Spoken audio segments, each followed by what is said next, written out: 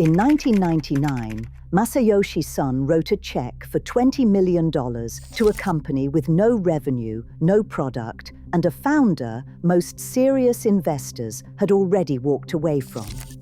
That company was Alibaba. His stake eventually became worth over $100 billion. The question isn't how he got lucky. The question is how he knew. The answer is 2,500 years old, and it comes in 7 rules. Sun Tzu wrote it plainly. Supreme excellence consists in breaking the enemy's resistance without fighting. Most people read that as a military instruction. Ka-shing read it as a business model. Sun Tzu's insight here isn't about being passive, it's about timing so precise that by the time your opponent realizes a war was fought, you've already won it. The battlefield doesn't matter if you control the terrain before anyone else shows up. That's the principle, and no modern business figure has executed it more consistently than Ka-shing. In 1967, Hong Kong was burning. Riots had broken out across the city, triggered by labor disputes and political unrest spilling over from the Cultural Revolution in mainland China. Western investors were pulling capital out as fast as they could move it. Property values collapsed, banks tightened credit. The conventional wisdom was simple: get out and wait. Ka-shing did the opposite. He moved through that window quietly, buying up property assets at prices that only make sense if you believed Hong Kong would survive, which almost no one publicly did at the time. He made the same call 30 years later, buying into Hong Kong real estate in the lead-up to the 1997 handover, again when Western capital was fleeing on the assumption that China's takeover would crush the city's commercial future. He wasn't gambling. He was reading terrain. Both times, the distressed pricing he accessed wasn't a lucky break. It was the direct result of other investors reacting emotionally to short-term chaos, while Lee focused on structural reality. Hong Kong's port position, its legal infrastructure, its role as the gateway between Chinese manufacturing and global capital markets, none of that was going away because of a riot or a political transition. The strategic logic is clean. He never fought for assets. He waited until the terrain made the price inevitable, then moved without announcing anything. Ka-shing built a fortune exceeding $30 billion without a single hostile takeover. No proxy wars, no public battles with rivals, no aggressive public posturing. The war was over before most competitors knew it had started. Pause and think about that in your own context. How many opportunities have you passed on because the timing felt uncomfortable? Not because the fundamentals were wrong, but because the noise around it was loud. This week, identify one asset, opportunity, or relationship you've been avoiding because the timing feels off. Write down what actually changes if you wait 12 more months. If you think in decades rather than quarters, subscribe now. That's who this channel is built for. But patience only works if you know what you're waiting for. And that requires a different kind of intelligence entirely. Sun Tzu wrote, "If you know the enemy and know yourself, you need not fear the result of 100 battles." The word most people focus on in that sentence is enemy. The word that actually matters is know. Sun Tzu's argument isn't about aggression, it's about foreknowledge as the foundation of everything, not intuition, not gut feel. Systematic intelligence gathered before anyone else thinks to look. Masayoshi Son built an entire investment philosophy around that idea. When Son launched SoftBank's Vision Fund in 2017 with $100 billion, the mainstream narrative called it the largest venture capital fund in history. That framing missed the point entirely. Son wasn't building a venture fund. He was building a global intelligence network. By placing bets across more than 80 companies, spanning every major technology vertical from ride-sharing to genomics to logistics automation, SoftBank acquired something more valuable than equity. It acquired information, real-time data on which technologies were gaining adoption, which markets were accelerating, and which founders were actually executing versus just fundraising. Most competitors were reading the same industry reports. Son was reading the primary data flowing through his portfolio companies before anyone else could synthesize it. The Alibaba Bet in 2000 is the clearest expression of this. Son spent 14 minutes in a meeting with Jack Ma, 14 minutes. Then he committed $20 million to a company with no revenue and no product.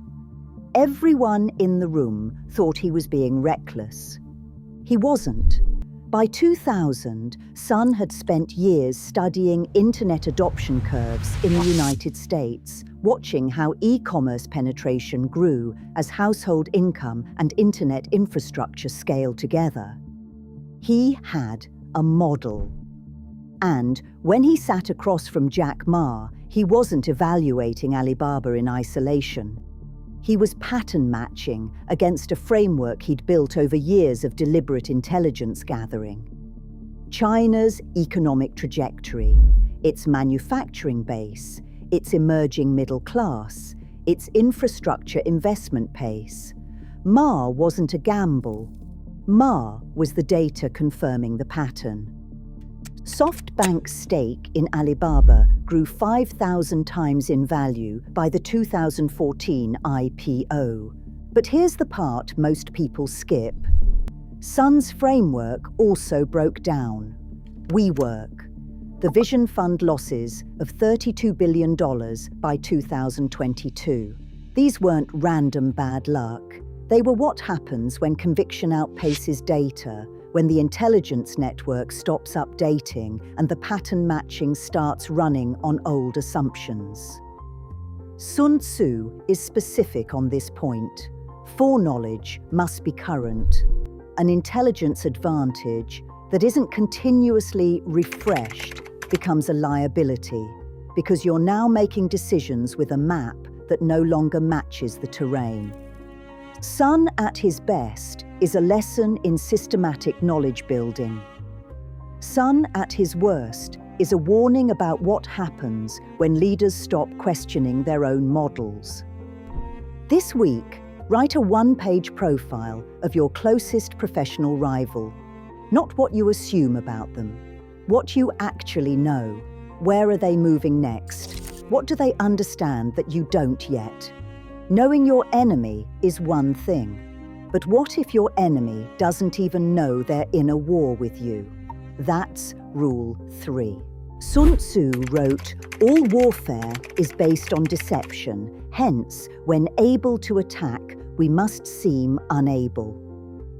Before you take that at face value, understand what Sun Tzu actually meant. The original Chinese concept is gai, which translates closer to unconventionality or misdirection than to dishonesty. The goal is not to lie to your opponent. The goal is to remove information from them. Let them build a picture of you that is incomplete and then operate inside the gaps of that picture. Henry C. built the largest conglomerate in the Philippines using exactly this principle. And he did it so quietly that most outside observers didn't recognize the full architecture until it was structurally irreversible. C started with retail, SM department stores in the 1960s, growing into SM supermalls across the 1980s and 90s. From the outside, the story looked simple: a disciplined retailer expanding steadily through the Philippine consumer boom. Competitors focused on defending their own retail positions, watching C's store count grow and preparing to compete on that front.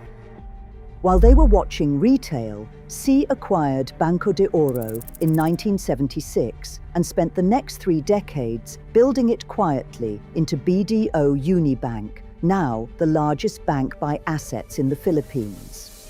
While financial competitors tracked BDO's balance sheet growth, SM Prime was systematically locking up the most valuable provincial real estate across the archipelago, securing anchor positions in secondary cities before any competitor identified those markets as worth contesting. Each vertical funded the next. Retail cash flows financed early banking expansion. Banking balance sheets provided capital access for real estate acquisition at a scale and speed no pure-play property developer could match. Real estate assets then anchored the next generation of retail and banking growth in markets that were now structurally closed to competitors. The full picture only became visible once the positions were already locked. That's not accident. That's the execution of a strategy that looked at every individual stage like something smaller than it was. SM Group controls approximately 60% of Philippine retail mall space as of 2025. No single competitor ever had the opportunity to contest that position directly because by the time the position was visible, the terrain had already been taken. This is what Harvard Business School calls vertical integration. What Sun Tzu calls it is winning the war before the enemy identifies the battlefield. This week, remove 3 pieces of personal status signaling from your public-facing professional life. Stop announcing your next move. Let your results do that work.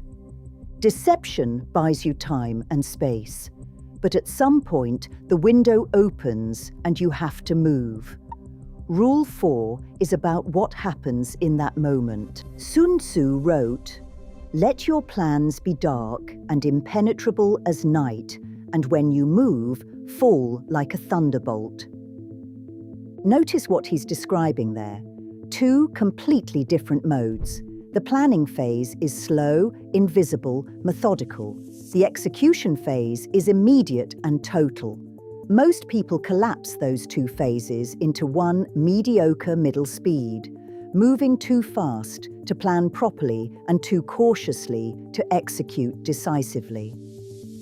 Sun Tzu's argument is that you have to hold them completely separate. Jack Ma understood this distinction at an operational level. In 2003, eBay controlled roughly 90% of China's consumer-to-consumer e-commerce market. They had acquired EachNet, the dominant Chinese platform, for $180 million. And their public posture was confident. China was the next frontier, and eBay believed their global infrastructure and brand would simply replicate what had worked everywhere else. Ma had been watching. He'd studied how eBay operated, where its model was domestically strong and where it was culturally brittle. eBay charged listing fees. eBay communicated between buyers and sellers through a system built for Western e-commerce norms, where the legal infrastructure made transactional trust relatively straightforward. In China, that trust didn't exist yet. Buyers wanted to talk directly to sellers before committing. Sellers needed a reason to migrate platforms at all. eBay's model assumed a market context that simply wasn't there. Ma made his decision in a week. 1 week to design the Taobao response, built from scratch with free listings, 0 transaction fees, and an integrated instant messaging tool called Wang Wang that let buyers and sellers communicate directly before any transaction happened. It wasn't a better version of eBay. It was a different product built specifically for the terrain eBay had failed to read. The speed of that execution mattered as much as the design. By the time eBay's leadership had finished their internal meetings about the competitive threat, Taobao was already live and acquiring users. eBay responded by locking Chinese portal sites out of taking Taobao advertising. Ma responded by making his advertising free. Every countermove eBay made was a move designed for a different battlefield. By 2006, Taobao held 67% of China's consumer-to-consumer market. By 2008, eBay had exited China entirely.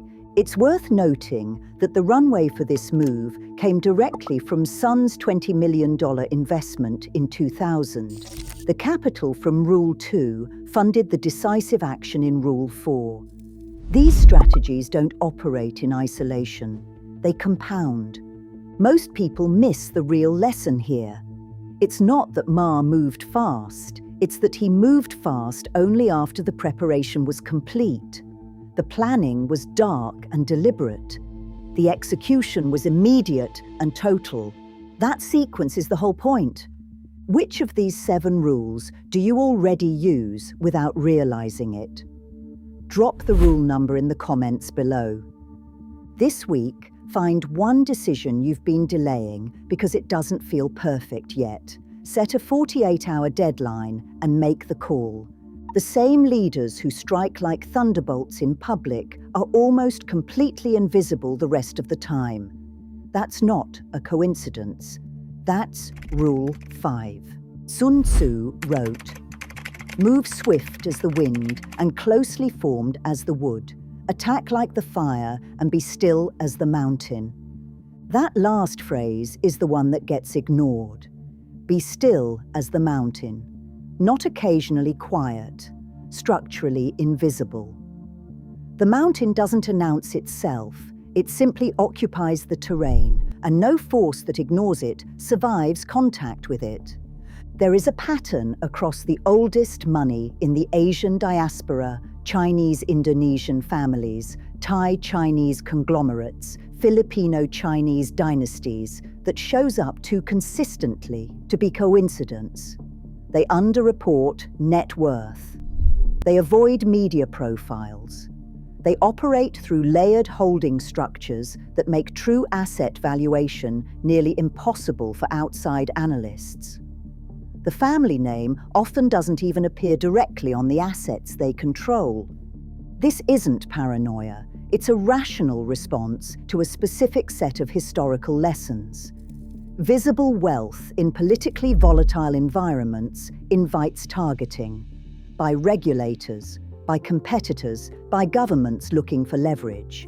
The families that survived across generations learned that invisibility preserves optionality in ways that public status never can.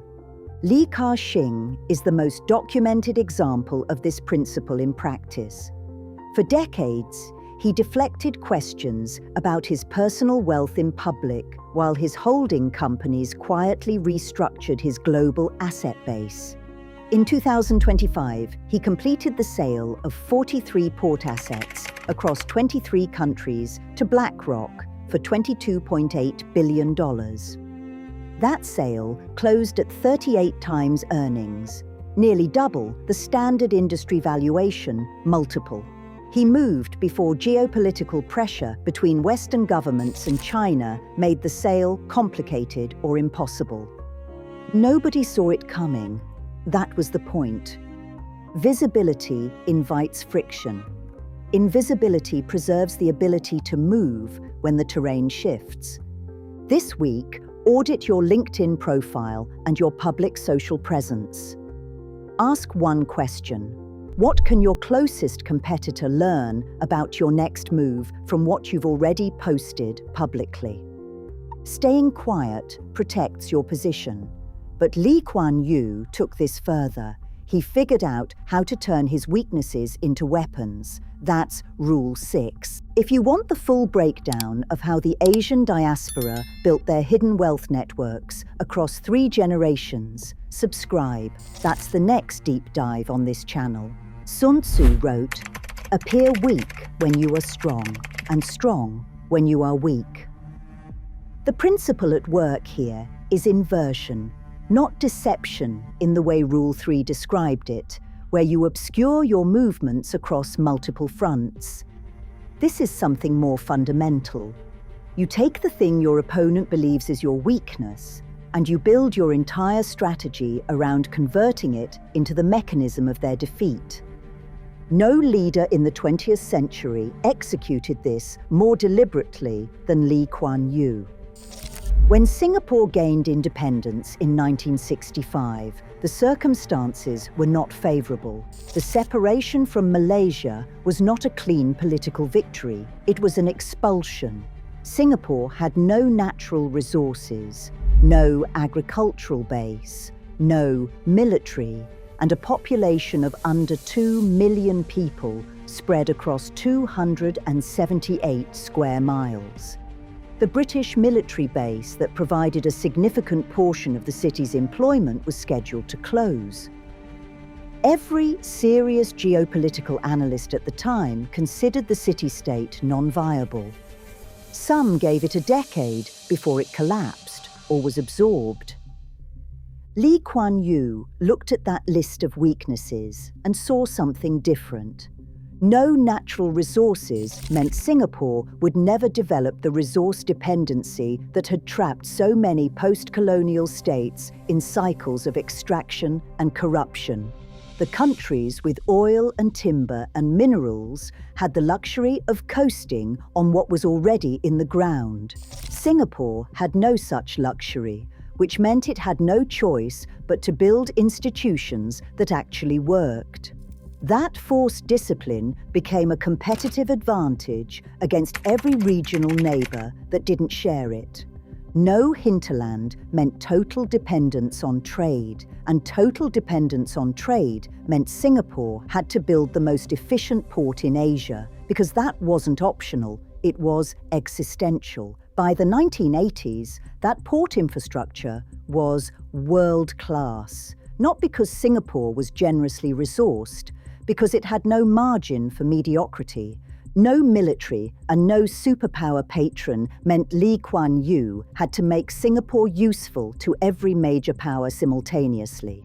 He constructed a foreign policy architecture so carefully balanced that Singapore maintained productive relationships with the United States, the United Kingdom, and China at the same time, not by playing them against each other, but by being genuinely strategically valuable to each of them on different dimensions. The Americans valued the port access and the democratic institutional model. The British retained investment and trade ties. China valued the ethnic and commercial connection without the political friction of dealing with Beijing's direct neighbours. Every constraint became a negotiating asset. Every limitation became a design specification for something stronger. Singapore's GDP per capita grew from under $500 at independence in 1965 to over $80,000 by 2023. That is not a development story. That is a strategic inversion at national scale. The lesson isn't unique to nation-states. The constraints your competitors think are holding you back are often the clearest signal of where your actual edge is hiding. This week, write down the 3 limitations your competitors believe are your biggest weaknesses. Then ask, one by one, what each constraint forces you to do that a better resourced competitor would never bother doing. That gap is where your advantage lives. And that brings us to Rule 7, which is the one most people get completely wrong. It's not about how fast you move, it's about whether you should move at all. Sun Tzu wrote, "The general who wins the battle makes many calculations in his temple before the battle is fought." Not during the battle.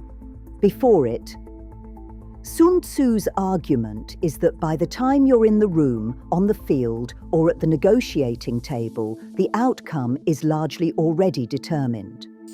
Preparation and positioning decide the result. The engagement itself just confirms it. Henry C. understood this at a level that looked, from the outside, like simple conservatism. It wasn't conservative. It was the most aggressive strategic posture available because it ensured he only entered contests he had already won. C's approach to SM mall site selection is the clearest window into this thinking. He never broke ground on speculation. Every SM supermall location was selected only after 3 conditions were already confirmed. Traffic data showing sustained footfall in the target area. Demographic projections supporting the retail spending profile he needed, and anchor tenant commitments secured before a single peso of construction capital moved. That last condition is the critical one. Before the concrete was poured, the major tenants were already signed. The mall's financial viability wasn't a projection, it was a contract. Most real estate developers build the space, then find the tenants. C secured the tenants first, then built around them. The difference between those two sequences is the difference between entering a war with a plan and entering a war with a hope. The deeper logic connects directly to Sun Tzu's terrain chapters. The mall that occupies the dominant intersection in a provincial city doesn't just capture customers, it closes the terrain to competitors. No viable second mall can exist within the same catchment area at sufficient scale to challenge it. C wasn't just winning market share, he was permanently restructuring the competitive geography of each city he entered. SM Group operates over 90 SM supermalls across the Philippines as of 2025, with the majority holding the dominant retail position in their respective cities. This week, before any meeting, negotiation, or pitch that matters, write your structural advantage in one sentence. Not your pitch, not your value proposition, your structural advantage. If you can't write it in one sentence, postpone the meeting until you can. 7 rules. 2,500 years old, and every single one of them is still running inside the most successful business empires on Earth right now. 7 people. 7 rules. 1 through line. Li Ka-shing won without fighting. Masayoshi Son knew himself and his enemy. The C family moved without being seen. Jack Ma struck the moment the window opened. The old money diaspora protected their position through silence. Lee Kuan Yew turned every constraint into a weapon. Henry C never entered a contest he hadn't already won. None of them invented these ideas. They inherited a 2,500-year-old framework and applied it with discipline most of their competitors never matched. Sun Tzu's real insight wasn't tactics, it was this: the war is decided before anyone shows up. Preparation is the strategy. Everything else is just execution. The most dangerous competitor you'll ever face isn't louder, faster, or better funded. They're simply more prepared. Which of these 7 rules hits closest to where you are right now? Drop the number below and subscribe, because this is where the long game gets documented. And if you want to know the 7 meals only Chinese nobility were allowed to eat, watch this video next.